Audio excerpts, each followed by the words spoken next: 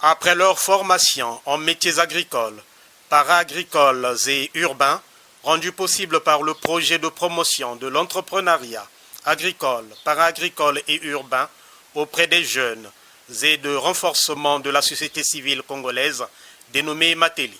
10 jeunes filles et garçons en situation de vulnérabilité ont reçu des kits d'installation.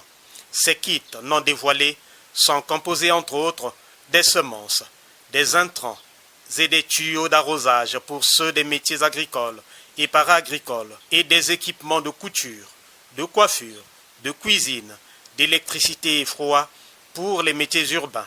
La cérémonie a eu pour cadre ce samedi 18 avril 2026 à 10 h la salle de réunion de la direction départementale du plan et de la statistique du Niari, sous l'égide de Dieudonné Chikaya, administrateur maire de l'arrondissement de Yulupungi de Dolizy, qui s'est adressé aux bénéficiaires en ces termes. C'est des entreprises que vous allez créer, que vous avez déjà, et vous voulez les agrandir. Et cette formation vous a permis de mieux comprendre et de mieux structurer vos projets. Ne prenez pas ça à la légère. Quand le président, pendant sa campagne, a dit qu'il n'y a plus de place à la fonction publique, les gens ont crié au scandale. Mais il voulait tout juste nous dire, vous les jeunes, que la fonction publique ne recrute plus. C'est difficile de trouver la place, mais cela ne signifie pas que croisez les bras. Prenez-vous en charge et vous prendre en charge, le gouvernement vous accompagnera.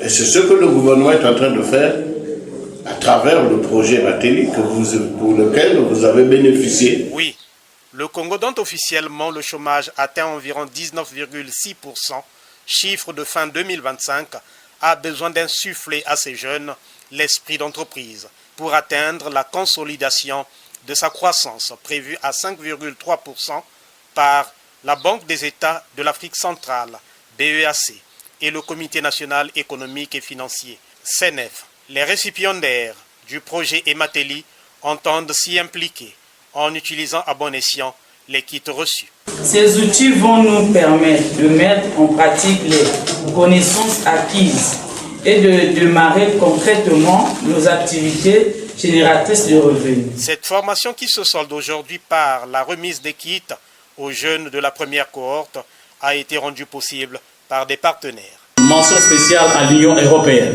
dont l'appui financier a rendu possible la mise en œuvre de ce projet ambitieux.